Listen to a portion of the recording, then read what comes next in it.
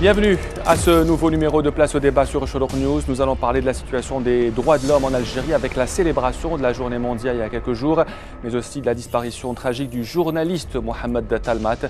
Nous passerons également en revue avec nos invités l'actualité politique de la semaine. Place au débat.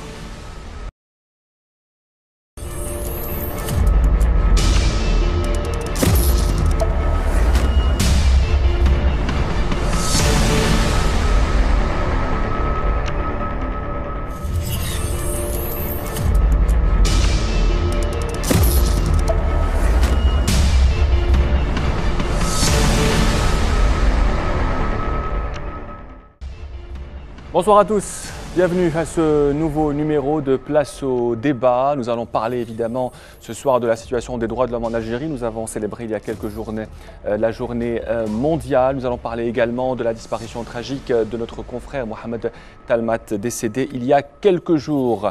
D'abord, on souhaite la bienvenue à nos invités. Bonsoir Saïda Ben Habilis, vous êtes présidente du Croissant Rouge algérien. Avec nous également M. Nourdine Bani Saad, président de la Ligue algérienne pour la défense des droits de l'homme. Avec nous aussi ce soir Abdelkrim Ghazali, journaliste, ancien directeur de la rédaction de la Tribune, et Hassina Oussaddiq, directrice d'Amnesty International Algérie.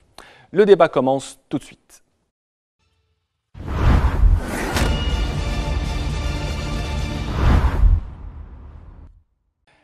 Alors, ce qui a marqué évidemment cette semaine, c'est évidemment la disparition tragique de notre confrère journaliste Mohamed Talmat, mort dans des conditions extrêmement mystérieuses. Nous allons voir d'ailleurs les images de son enterrement il y a quelques jours dans le quartier de Bourouba à Alger, où une foule nombreuse accompagnait le journaliste qui est revenu d'Angleterre, où il était en exil. Il est revenu au mois de juin dernier. On lui avait donné des garanties en Algérie, notamment un député avec l'accord des autorités. Et finalement, eh bien, toutes ces garanties ont volé en éclats puisqu'il a été arrêté avant de rentrer en Angleterre, jugé, condamné et vraisemblablement tabassé dans sa prison de Koléa. Plusieurs témoins, notamment des membres de sa famille, disent cela, même si la version officielle des autorités carcérales parle d'une embolie pulmonaire et de sa grève de la faim qui avait été entamée au mois d'août dernier. Abdelkrim Ghazali, vous avez connu ce journaliste, Mohamed Talmat, il y a quelques années. Comment peut-on réagir aujourd'hui à sa mort? Est-ce que c'est déjà mauvais pour notre image? Aujourd'hui, il y a des journalistes algériens qui continuent à être condamnés. Est-ce qu'on peut dire ça aujourd'hui, Abdelkrim Ghazali? Manifestement oui, puisque un journaliste, on vient de perdre un journaliste bêtement, alors qu'il a été emprisonné, malgré les textes officiels de la République. Selon la Constitution, aucun journaliste ne peut être incarcéré pour des propos qu'il a tenus, pour des écrits. Le délit de presse n'est pas passible de peine de prison. À la limite, une amende aurait pu suffire, mais manifestement, les droits de l'homme ne sont pas respectés, alors que la Constitution algérienne est claire à ce propos. Je n'ai pas connu Talmat intimement, mais je le croisais dans les activités journalistiques qu'on faisait. C'est lamentable qu'un journaliste meure de cette façon, par la bêtise humaine, par la rancœur et la rancune qui manifestement anime certains responsables algériens. Le journaliste d'Al Watan, Chawki Amari, a écrit hier en disant qu'aujourd'hui, insulter le président peut conduire à la mort. Vous êtes d'accord? C'est clair, je crois que la mort tragique de Talmat le confirme. Hassina Oussaddiq, directrice d'Amnesty International Algérie, vous avez réagi à la mort du journaliste et vous avez même réclamé une enquête sur cette mort. Qu'avez-vous à dire aujourd'hui sur cette disparition? D'abord, nous sommes choqués. Nous avons été tous choqués par cette mort.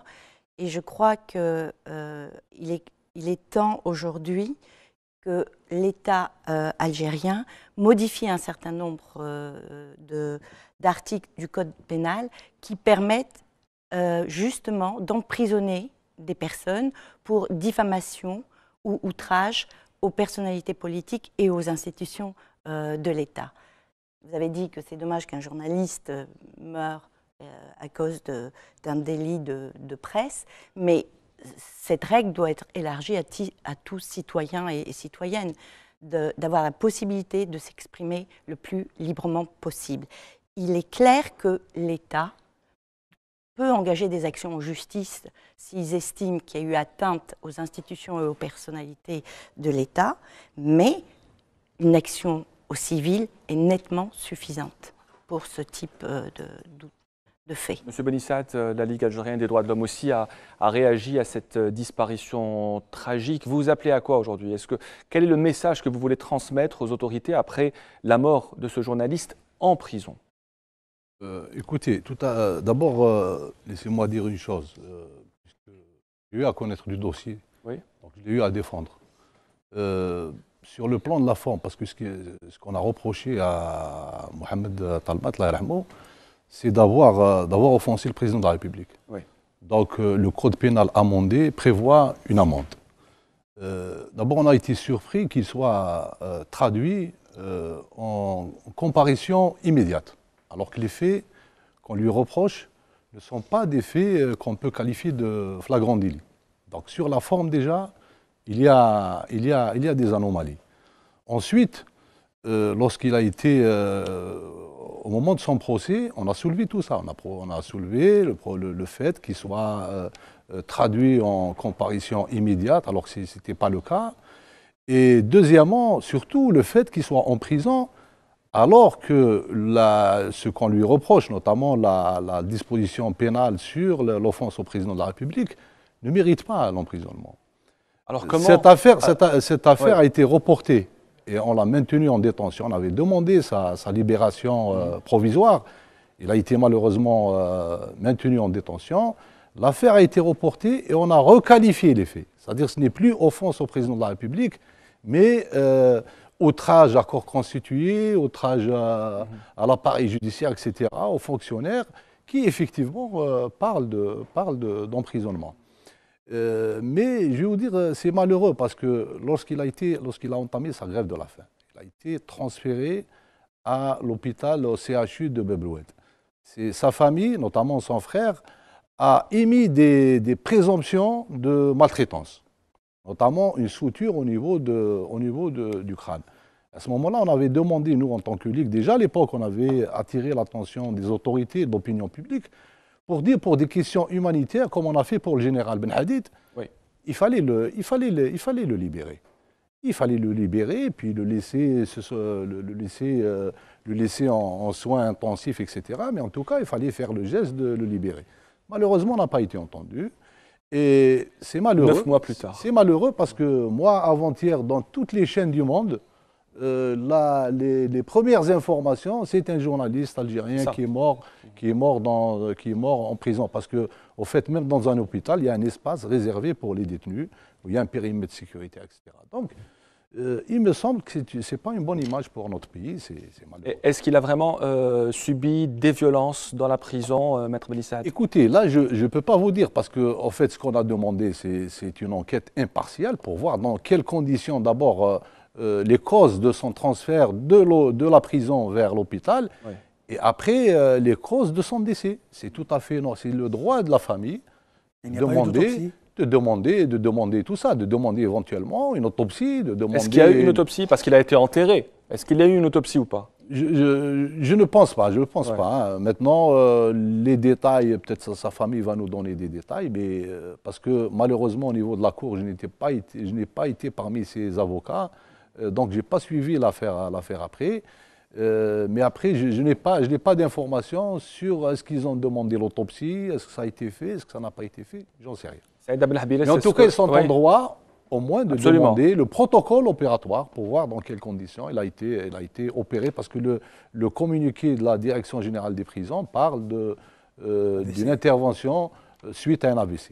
Donc je ne sais pas quelle est la... Vous dites que ce n'est pas un AVC, c'est une pulmonie. Oui, c'est le communiqué officiel des autorités carcérales qui ont voulu réagir. Mais peut-être s'ils ont voulu réagir, c'est que quelque part il y a eu une polémique sur la mort d'un journaliste en prison. Moi, dans le communiqué, j'ai lu AVC. Je n'ai pas lu embolie pulmonaire. Madame Benhabires, est-ce que c'est un sale temps pour les journalistes? Je compatis, je suis solidaire avec la famille. je n'ai pas suivi cette affaire, je n'ai pas les éléments du dossier, je ne peux pas me permettre de lancer un jugement, mais quand même je fais confiance à la justice qui, je suis sûre et certaine, va enquêter si la famille demande. Et là, bon, et je déplore que de tels actes arrivent. Est-ce que c'est normal pour vous, est-ce que c'est normal en tant que militant des droits de l'homme, évidemment, et présidente aussi du Croissant Rouge algérien, est-ce que c'est normal d'emprisonner quelqu'un pour avoir insulté les corps constitués? Je ne suis pas juriste. Oui. Je ne suis pas juriste, je ne connais pas le droit, mais la diffamation aussi peut faire mal et peut tuer. Donc là, il faut peser le pour et le contre et voir et être juste. Il faudrait aussi instaurer une culture. Quand vous attaquez quelqu'un, et moi-même, je suis victime de diffamation. Je n'ai jamais déposé plainte, mais croyez-moi, ça fait mal. Vous n'en êtes pas morte, madame. Pardon? Vous n'en êtes pas morte. De diffamation. On peut avoir des crises cardiaques à des moments, quand vous lisez des trucs, donc moi je ne juge pas c'est-à-dire ce que je déplore, c'est que ça soit arrivé. Absolument. Alors, je suis solidaire avec la famille et c'est dommage pour l'image de l'Algérie. Oui, c'est vrai que la seule différence, c'est qu'il soit absolument mort, Mohamed Tamalt.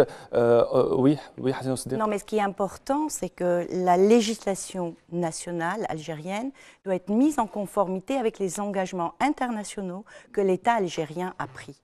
Et si on se réfère à l'article 19 du pacte des droits civils et politiques, même des faits qui relèvent de la diffamation, qui sont diffamatoires, offensants, ne peuvent être des infractions pénales et être privatives de liberté.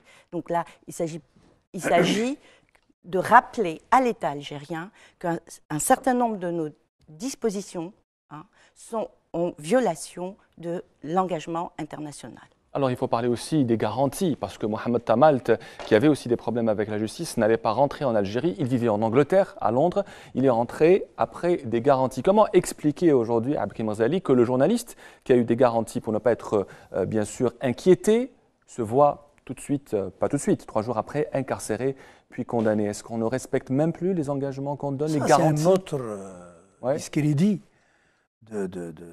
de la parole de l'État algérien qui a été donnée, c'est un autre discrédit. L'Algérie s'est engagée à respecter les droits de l'homme. Elle a signé des conventions internationales. Sa législation dit clairement que les droits de l'homme en Algérie sont respectés. Notre confrère Mohamed Talmat est une autre victime parmi tant d'autres. Parce qu'on arrête des blogueurs, on arrête des gens sur les réseaux sociaux parce qu'ils ont exprimé une opinion politique. Ils n'ont diffamé personne, comme le citoyen chrétien qui a exprimé évidemment. un point de vue qui a été accusé d'offense à l'islam. Est-ce que l'islam est si fragile pour qu'il soit offensé par l'expression d'une opinion publique? Mais c'est ça le drame de l'Algérie. L'Algérie ne respecte pas ses engagements. Et l'État qui ne respecte pas ses engagements ne peut pas être respecté. C'est ça le problème.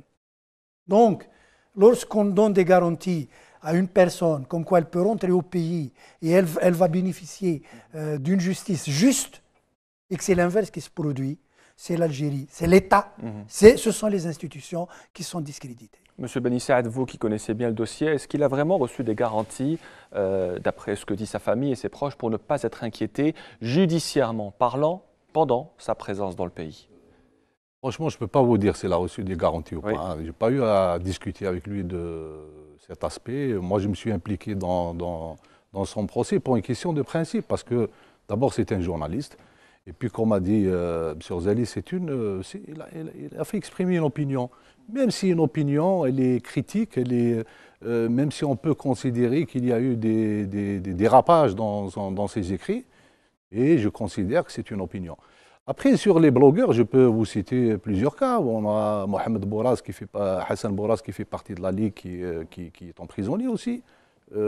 Des personnes, des détenus à Ghardaïa qui sont emprisonnés pour avoir exprimé une opinion.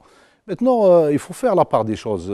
Autant autant l'Algérie a pris des engagements internationaux, etc. La constitution algérienne aussi garantit les droits de l'homme, notamment la liberté d'expression. Après, maintenant, s'il y a des dérapages, la diffamation, l'insulte, l'injure, l'offense, il ne faut pas que ce soit des réactions disproportionnées. Comme l'a si bien dit Mme Moussedir, on peut envisager des réparations civiles. C'est tout à fait normal. Quelqu'un qui soit offensé, diffamé, injurié peut demander réparation. Mais aller jusqu'à emprisonner les gens, aller jusqu'à déclencher des poursuites pénales, etc., avec tout cela, et le problème n'est pas, le problème n'est pas seulement la prison, mais ce qu'il aurait subi pendant son incarcération, ce qui serait extrêmement grave. Bien le sûr, problème est là aussi. Bien sûr, parce que là, les Est-ce que gars... vous avez des preuves? Est-ce que... Moi, c'est pour ça que je dis, moi, je ne juge pas, je n'ai pas les éléments du dossier. Mais est-ce qu'on peut se permettre d'accuser les gens en disant il a été maltraité? Est-ce qu'il y a des preuves? Est-ce qu'il y a des traces? Sa mère et son fils parlent d'un hématome et d'un point de suture à la tête, Madame El Habib. Ils l'ont vu pendant la visite. C'est pour ça qu'il est important. Allez-y, je Madame ne El Habib, m'engage pas sur ça parce que je n'ai pas les éléments du dossier. Et quand on n'a pas les éléments du dossier, on ne peut pas se permettre de donner un point de vue. Quand on n'a pas les éléments du dossier, la Constitution algérienne dit clairement que les libertés individuelles sont garanties, que le journaliste ne peut pas être emprisonné pour son opinion. Madame, s'il a été emprisonné... Je ne parle pas de ça, je ne remets pas... Mais écoutez, vous m'avez mal compris. Moi, je parle de torture. On me dit il est mort à la suite des tortures. On n'a pas dit torture, non, on n'a pas dit torture. On a dit hématome et point de suture au niveau de la tête. C'est ça, hématome. Selon plusieurs témoins, Madame El Habib. Non, mais la moindre des choses, c'est une enquête impartiale. Indépendante. Que le parquet général ouvre une enquête sur ça pour voir, comme je vous l'ai dit tout à l'heure, déterminer les causes dans lesquelles pourquoi il a été transféré de l'hôpital, de la prison à l'hôpital. Et dans quelles conditions il y a eu ces points de suture, oui ou non. Ça, c'est l'autopsie, c'est une enquête impartiale qui va le démontrer. Oui, mais maintenant, il a été enterré. La question qui se pose, y a-t-il eu autopsie? S'il n'y avait pas eu d'autopsie, ça peut servir à rien. Non, mais attention, sur le plan juridique, on peut toujours demander une autopsie, même si la personne est enterrée. Après la mort. Si la famille le souhaite. Si la famille le souhaite. Voilà. Je crois qu'il est clair que nous, en tant que militants des droits humains, on appelle tous à une enquête, comme vous avez dit, indépendante, impartiale et approfondie. Mais aujourd'hui aussi, il faut que la famille le souhaite pour qu'on puisse continuer à se mobiliser sur ce cas-là. Je crois que c'est important qu'on continue vraiment à se mobiliser parce qu'aujourd'hui, c'est un choc pour tout le monde. Et vraiment, j'espère, pour que la mort de Mohamed Talmat ne soit pas vaine, que ça puisse produire un électrochoc et que vraiment l'État algérien, puisqu'on est en plein réforme, suite à la réforme de la Constitution et qui doit avoir un certain nombre de modifications de lois nationales, qui saisissent vraiment cette opportunité pour changer un certain nombre de dispositions. Est-ce qu'on peut... Je m'excuse, rapidement, allez-y. C'est fait, il ne faut pas qu'il reste, j'allais dire, faire l'impasse et banaliser ce type de décès.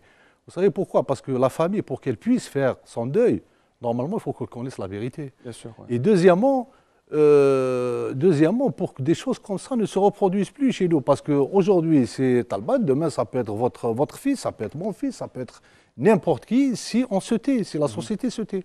Est-ce qu'on peut parler, Abdelkrim Barzali, d'un manque de solidarité de la part de la profession? On n'a pas vu une très grande solidarité. Est-ce que vous êtes d'accord ou pas?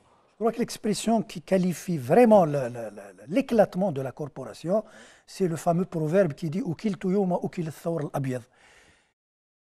La presse algérienne, depuis pratiquement le milieu des années 90, a cessé d'être solidaire, a cessé d'être un corps qui est aggloméré autour d'une somme de principes que sont tout simplement le code de déontologie et la charte d'éthique universelle qui régit la profession. Il y a la défense des libertés, la liberté d'expression en premier lieu, et de toutes les libertés, de tous les droits humains, et défendre la corporation. Chaque fois qu'un journaliste est touché, injustement bien sûr, La corporation devait bouger. La corporation a cessé de bouger. La corporation est corrompue, je le dis et je le répète. La corporation des journalistes est corrompue jusqu'à la moelle. C'est pourquoi Talmat est mort. C'est pourquoi d'autres journalistes mourront, d'autres Talmat mourront. Donc c'est un sale temps pour les journalistes algériens. Tout à fait, et nous assumons la responsabilité de la mort de Talmat parce que nous n'avons jamais été solidaires depuis la fin du MJA, depuis la fin des dynamiques propres à la presse pour défendre l'éthique et la déontologie, pour défendre nos droits sociaux professionnels et pour défendre, pour jouer notre rôle d'avant-garde pour le combat démocratique, pour le combat des droits de l'homme. Et qu'est-ce qui explique ce manque de solidarité? Pourquoi les journalistes ne sont pas solidaires entre eux? Moi, je crois que je viens de le dire et je viens d'accuser publiquement la corporation, ma corporation. Nous sommes corrompus, nous avons été corrompus. C'est pourquoi on laisse faire. Et cela nous amène donc à parler de la situation des droits de l'homme. Nous avons célébré il y a quelques jours la journée mondiale. La perception des droits de l'homme en Algérie est très différente d'après les autorités, d'après les habitants. Nous sommes allés à la rencontre de gens, nous leur avons posé cette question. Croyez-vous que les droits de l'homme sont respectés en Algérie? La question a été posée par Esma Laït. Les droits de l'homme ne sont pas respectés en Algérie. Tout simplement parce que la loi n'est pas entièrement appliquée. Et aussi au fait que les couches sociales ne sont pas respectées. En Algérie, bon, plus ou moins, parce que moi j'ai connu des années sombres où il n'y avait pas de droits humains. L'humain était assimilé à pratiquement à rien. Et les autorités algériennes ne cessent de travailler sur cette question. Il suffit juste que le peuple y adhère. Plus jamais. Ils ne sont pas respectés. Parce qu'on va essayer de questionner tout le peuple et vous verrez ça. Il n'y a pas de respect pour les droits humains. Un peu partout dans le monde, les droits ne sont pas respectés. Vous allez dans les pays les plus développés, par exemple, je cite les États-Unis, certains droits ne sont pas respectés. Je pense à la minorité afro-américaine. Je pense que de temps en temps, il y a des dépassements et il serait opportun de manœuvrer dans le sens où normaliser la situation des droits humains. Il faut les mériter. Il faut savoir se défendre pour les avoir. Et si on reste comme ça, Voilà, la question est un peu abrupte, elle est un peu directe, elle nécessite beaucoup de moments d'explication. Vous qui travaillez sur ce sujet activement, vous êtes président de la Ligue algérienne pour la défense des droits de l'homme. Est-ce que vous avez constaté ces derniers temps une amélioration, M. Benissat, ou une régression du respect des droits de l'homme? C'est très difficile de vous faire l'histoire des droits de l'homme en Algérie en 2 minutes. Mais vous savez, il y a eu grosso modo 3 étapes. Il y a une étape du système de la pensée unique, ce n'est pas la peine de revenir là-dessus. Après, il y a eu la constitution de 89, après les événements de 88, il y a eu en tout cas une ouverture, une fenêtre, les libertés individuelles, le multipartisme, etc. Donc il y a une fenêtre qui a apporté un peu d'espérance. Après, on est rentré dans une période de violence et de terrorisme pendant les années, ce qu'on a appelé la décennie noire ou la décennie rouge. Il y a eu l'état d'urgence de 92 de février 92 jusqu'à février 2011. Vous savez, l'état d'urgence est une mesure, certes, prévue par la Constitution et les conventions internationales, mais toujours limitée dans le temps. Et donc, c'est une mesure constitutionnelle et qui consiste à geler les libertés. Donc, pendant 19 ans, on a gelé les libertés. Après 2011, on a été la première association à saluer la levée de l'état d'urgence. Simplement, sur le terrain, vous avez fait un petit documentaire qui un peu résume la situation. Sur le terrain, vous parlez des droits politiques et civils. Aujourd'hui, vous ne pouvez pas fonder un parti politique normalement. Vous êtes toujours soumis au système de l'agrément. Il en est de même pour les associations. Toutes les associations concernant les droits de l'homme n'ont pas d'agrément. Alors que les lois de 91 90 sur les associations étaient plus souples que celles de 2012. Et vous n'avez pas le droit de manifester. Parce que finalement, le droit de manifester, c'est quoi? C'est une manière d'exprimer une opinion et la capacité des autorités à écouter ce que les gens expriment. Donc, liberté de manifester, c'est une liberté d'expression, liberté de droit de réunion, créer une association aujourd'hui, c'est un parcours du combattant. C'est la même chose pour un journal. Et donc, toutes ces libertés sur le terrain, malheureusement, sont malmenées. Et sur les droits civils, les droits des femmes, les droits des enfants, etc., il y a encore des réserves que l'Algérie n'a pas levées. Sur les droits économiques et sociaux, autant je vais vous dire, pendant la période des vaches grasses, la richesse nationale n'était pas équitablement répartie. Et pendant la crise économique, c'est la même chose. Toujours, on a l'impression que pendant l'embellie, c'est les riches qui deviennent de plus en plus riches. Et pendant la crise, c'est toujours la même chose, c'est les riches qui deviennent de plus en plus riches. Madame Benhabile, est-ce que la situation est, comme on dit, moins pire qu'avant, selon vous, en matière de droits de l'homme? Écoutez, je suis une femme de terrain. Oui. Et pour moi, les droits de l'homme, c'est un ensemble, c'est un tout. D'accord, les droits politiques, la liberté d'expression. Mais pour qu'un peuple puisse jouir de tous ses droits, il faudrait qu'il soit instruit, qu'il ait une couverture sanitaire, qu'il y ait une justice sociale. Et moi, j'ai beaucoup travaillé depuis les années 67. J'ai quitté Alger, je suis parti au fin fond de l'Algérie profonde, dans le département des Oasis, qui regroupe de la Guat à Tamanrasset. Et j'ai sillonné ces régions, les Oasis et la Saoura, et j'ai vu, et pour moi, je dis qu'il y a une évolution, parce que le taux de scolarisation des filles est monté en flèche. Dans la région, les filles, le taux de scolarisation en 67 était à 0,5%. Aujourd'hui, il y a des femmes de la région qui sont cadres supérieurs, qui sont... Donc, on voit, moi, ce qui m'intéresse, je me suis battue pour les droits de la femme et je suis fière qu'actuellement, en Algérie, on peut avoir de l'espoir pour avoir davantage de droits pour les femmes et leur présence au Parlement est quand même assez signifiante. Donc, dans les autres domaines, il reste beaucoup à faire, mais on ne peut pas nier les efforts consentis et les améliorations.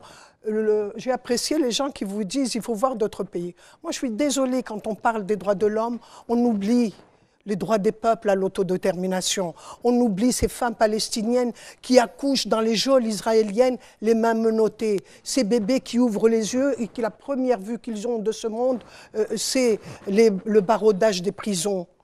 Les peuples sahraouis qui, depuis 40 ans, de génération en génération, vit dans un camp de réfugiés. Et j'en passe, tout ce qui se passe autour de nous. Parce que si, au nom des droits de l'homme, on veut déstabiliser les pays, et on voit qu'est-ce qu'on a fait au nom de la démocratie pour la Libye, l'Irak, la Syrie, le Yémen, et j'en passe, la Somalie, l'Afghanistan. Donc pour vous, la stabilité vaut mieux que la démocratie? Pas vaut mieux, il faudrait que ça va de pair. C'est un combat, il faut savoir concilier entre s'occuper de son peuple, lui donner les moyens pour prétendre et avoir mieux, et puis, comment dirais-je, Moumarasat, l'exercice de ses droits civiques et politiques, et le mettre à l'abri du besoin et ne pas le laisser à la merci des tentations et de son exploitation. Vous êtes d'accord avec Mme Benhabile quand elle dit que la démocratie, les droits de l'homme, c'est un tout, c'est aussi les droits de l'enfant, les droits à l'école, à l'éducation et pas seulement les droits politiques? Vous êtes d'accord? Bien sûr que je suis d'accord que les droits humains, c'est des droits interdépendants et indivisibles, hein. Mais bien sûr que je peux être d'accord avec Madame si on dit qu'il y a eu des avancées, qu'il y a les femmes, mais je reste quand même extrêmement en attente d'avoir réellement l'exercice de ces droits humains pour l'ensemble des citoyens. Et me dire que mais il y a des violations des droits humains ailleurs, pour moi, ce n'est pas une raison pour ne pas en vouloir plus. Moi, pour mon pays, je veux plus, maintenant, et j'estime qu'on a tout à fait les moyens d'avoir plus et maintenant. Et j'estime d'autant plus que, et là pour moi c'est quand même une avancée notable au niveau des droits humains, c'est qu'on a une société civile, un mouvement associatif qui est fort, des associations de jeunes, hein, qui sont extrêmement créatifs, des artistes qui s'impliquent dans ces questions, hein, et qui montrent que vraiment on a de la matière grise, on a des compétences, on a de la créativité, mais que toutes ces sociétés civiles, hein, elle est freinée, elle est limitée dans son dynamisme par le cadre juridique et par, malheureusement, l'État qui ne fait pas confiance à la société civile, qui lui tourne le dos. Et c'est pour ça qu'aujourd'hui, il y a un certain nombre de personnes qui peuvent dire on ne croit pas aux droits humains. Et de façon générale, ils ne font pas confiance à la justice au sens large et à la justice sociale. Et c'est là que nous devons vraiment reconstruire pour qu'on puisse vraiment avancer dans l'état des droits. Oui, il y a eu des avancées, mais malheureusement, il nous reste encore beaucoup à faire. Abdelkrim Ghazali, plus d'avancées que de recul sur les droits de l'homme en Algérie, même si on va bien... Oui. Recul flagrant. Je ne compare pas aux années 60. Aux années 60, on venait de sortir d'une guerre de libération qui a mobilisé tout le peuple. Le peuple a tout sacrifié pour que l'Algérie s'affranchisse du joug colonial. Je ne me compare pas aux années... Moi, je me compare à l'avenir. Moi, je ne me compare pas au Tchad ou au Mali. Je me compare aux pays avancés sur les questions des droits de l'homme. Non, non, je ne négocie pas ces questions-là. Elles ne sont pas négociables, ces questions-là. Les droits de l'homme, il y en a ou il n'y en a pas. Maintenant, le bourourou de la Syrie et de la Libye, on en a marre. Ça suffit. Ça suffit. Si il s'est passé en Syrie et en Libye ce qui s'est passé, c'est parce qu'il y avait une dictature, il ne faut pas l'oublier. Ceci étant dit, je condamne l'interventionnisme étranger en Syrie et en Libye, je le condamne. Je le condamne. Et l'Occident est responsable de la catastrophe qui est arrivée en Syrie et en Libye. Ça, c'est... Mais, c'est de nous dire que Bachar al-Assad est un démocrate et que le Kadhafi est un démocrate. Cessons de dire ça. Le problème de l'Algérie, c'est le problème du pouvoir. Un pouvoir qui empêche l'enracinement de la culture des droits de l'homme.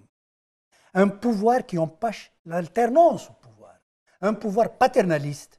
Un pouvoir qui s'est imposé comme tuteur du peuple algérien et que Madame parle d'absence de confiance.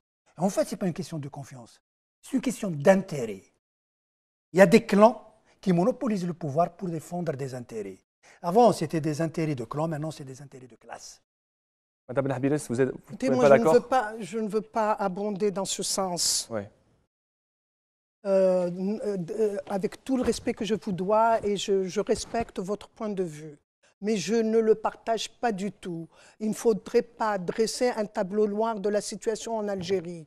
Moi, je parle en connaissance de cause. Moi, ce qui m'intéresse, c'est la situation de peuple. Comment était la situation dans les villages où régnait l'analphabétisme, où régnait la misère, comment était la situation dans les années 90. Applaudir, madame. Moi, je suis désolée, quand on a vécu, comme vous et comme tout le monde, les affres du terrorisme.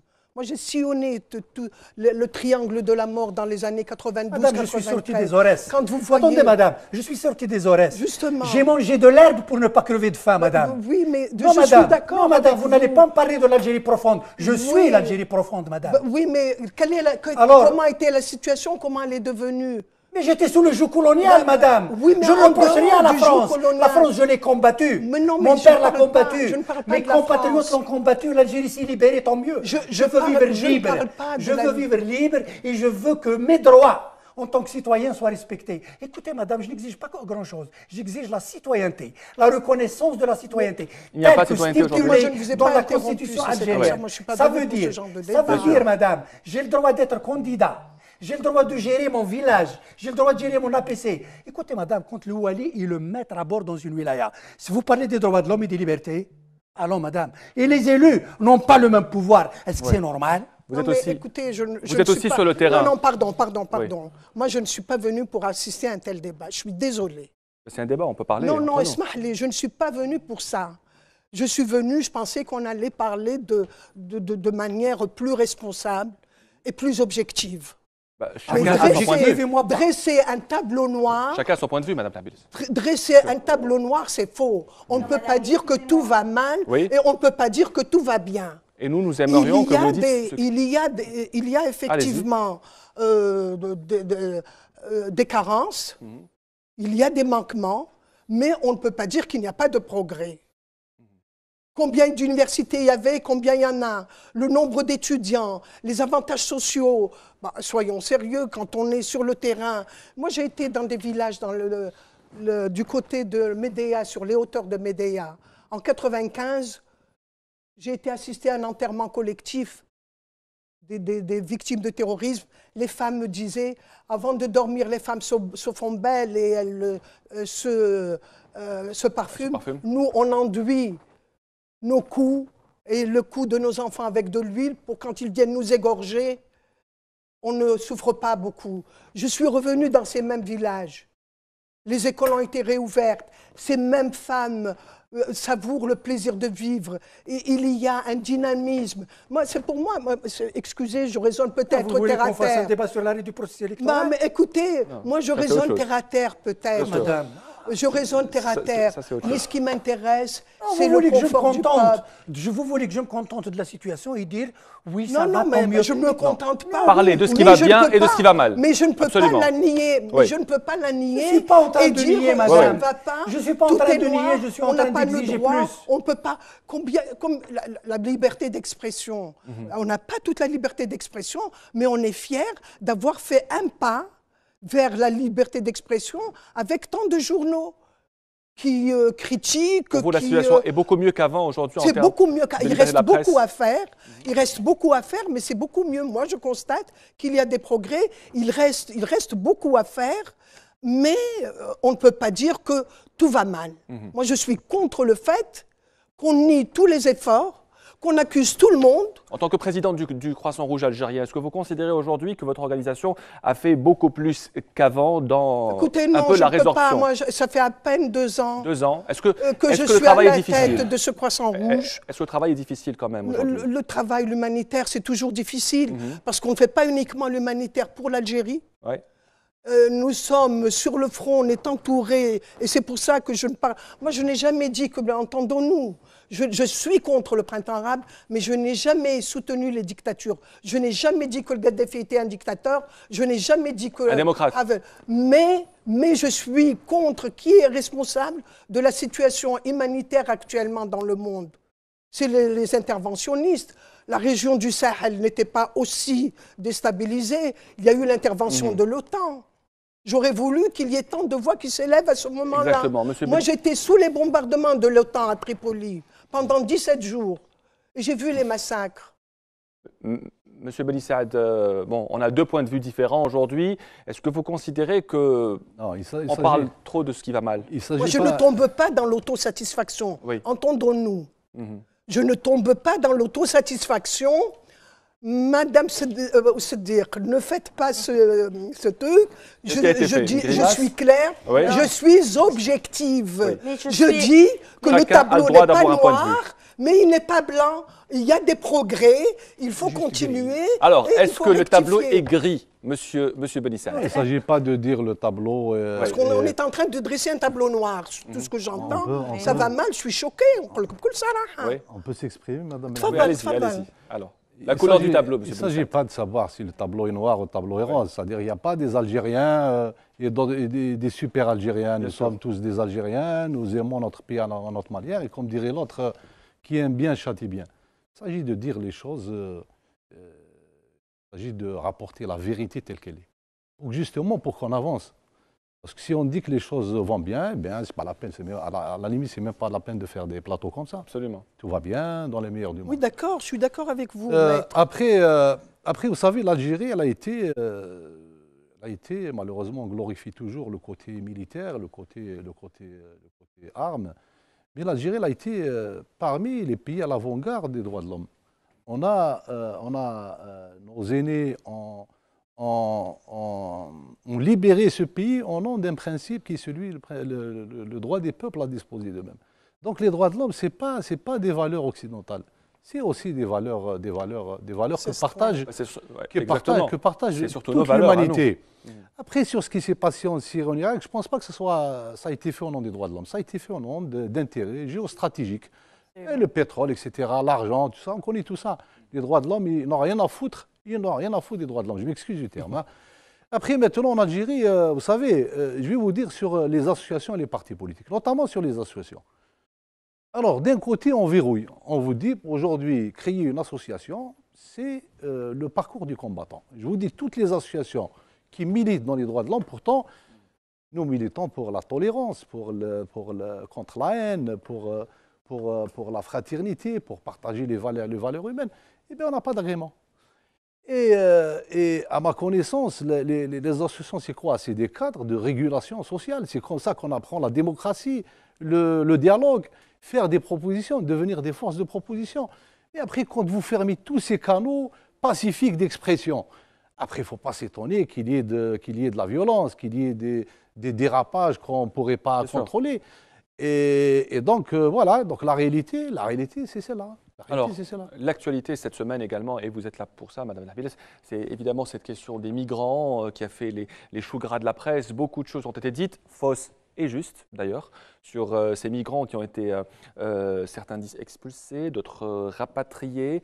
Amnesty International s'est beaucoup intéressé à cette question. Nous en avons parlé la semaine dernière avec des spécialistes. Où en est aujourd'hui cette affaire, Madame Nabila? Vous connaissez bien le dossier.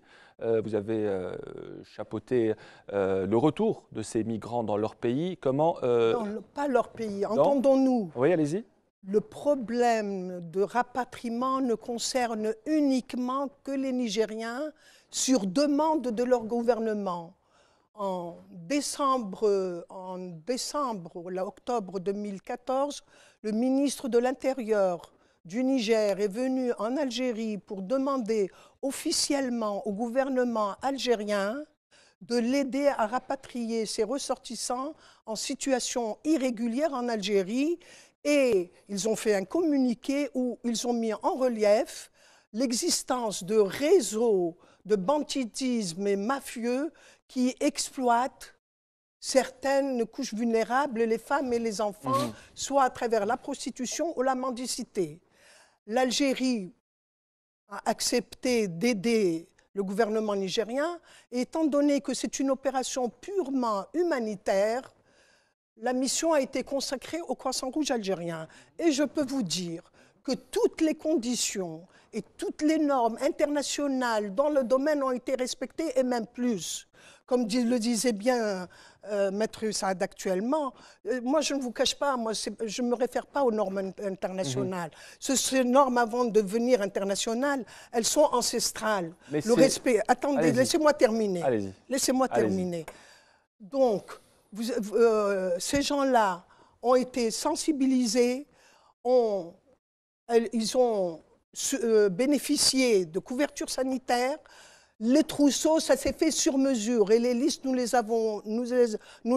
Quand on reçoit les listes, on demande le sexe, la pointure et la taille. Les trousseaux ont été livrés comme ça. Les vaccinations, tous les enfants ont été vaccinés. Les femmes enceintes n'ont pas été du voyage. Elles restent, elles accouchent, elles se reposent. Les malades, ceux qui ont un grippe ou une maladie légère, c'est les médicaments. Les autres sont hospitalisés, et beaucoup ont